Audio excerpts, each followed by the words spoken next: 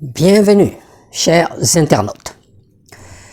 Cette sortie est consacrée à la dette dite cachée de 2019 à 2024 du second mandat de l'ex-président Macky Sall du Sénégal.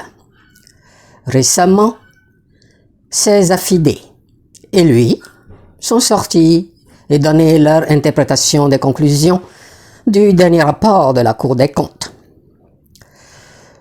Le 25 mars écoulé, le Fonds monétaire international affirma que durant cette même période, son administration aurait dissimulé une dette d'environ 7 milliards de dollars américains, soit 4 200 milliards de francs CFA de nos jours.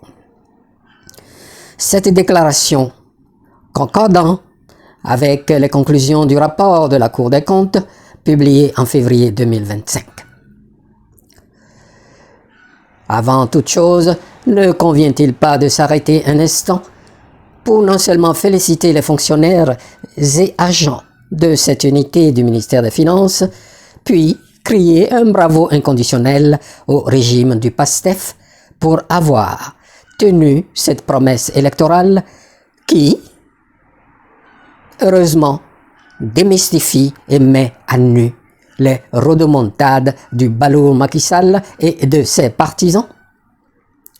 Ensuite, je me demande comment ils ont pu creuser ce trou si béant, je me répète, de 7 milliards de dollars américains. Et pourquoi faire? Comment les faire rembourser sans prêter le flanc à la critique de chasse aux sorcières? Bien sûr, jusqu'au dernier centime, puis financer les services sociaux, maintenance des écoles et des hôpitaux dont le Sénégal a cruellement besoin. Comment? Les causes étant multiples, je retiens particulièrement deux. Des surfacturations.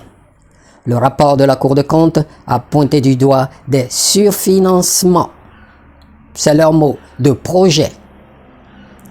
Et puis, des tirages supérieurs à ce qui était déclaré sur les ressources extérieures. Ceci, bien entendu, dû au laxisme et opacité ou complicité avec ces kickbacks liés à l'absence de contrôle de rigueur. Comme récemment révélé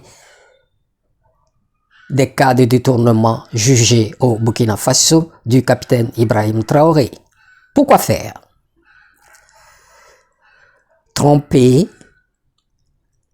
les organisations de notation internationale. Engraisser leurs partisans ou milices du parti au pouvoir. Financer leur propagande mensongère, les campagnes électorales, voire pour acheter des consciences des politiquement faibles ou avides de gains faciles dont regorgent toutes les communautés.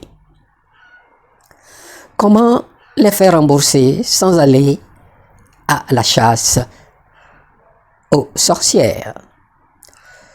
Chers auditeurs, cette dette dite cachée, puis déterrée, n'est-elle pas une aubaine?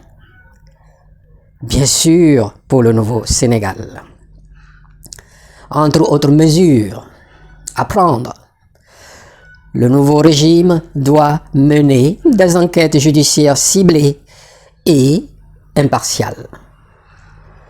À cet égard, le pôle judiciaire financier créé en septembre 2024 a du pain sur la planche et ne visait que, par exemple, des responsables spécifiques ayant validé des emprunts hors circuit budgétaire pourraient être tenus de rembourser une partie des fonds via des amendes ou des saisies d'actifs acquis illicitement.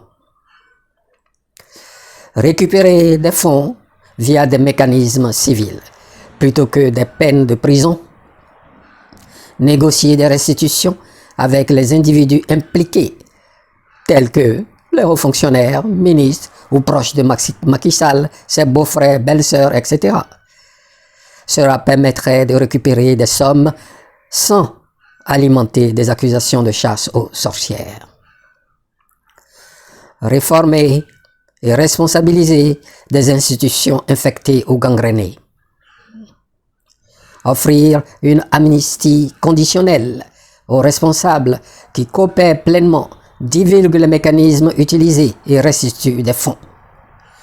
Mettre l'accent sur la responsabilité collective plutôt que de cibler Macky Sall seul, ce qui pourrait être perçu comme une vengeance.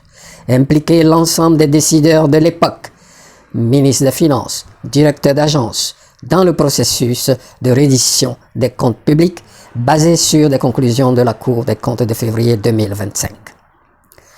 En résumé, les causes de cette mauvaise gestion étant multiples, dont des failles institutionnelles et des pressions externes telles que la pandémie de Covid-19 et les conséquences menaçant la stabilité économique du Sénégal, une approche légale et pragmatique axée sur la récupération des fonds plutôt que sur la punition spectaculaire permettrait de responsabiliser les coupables tout en apaisant les tensions politiques.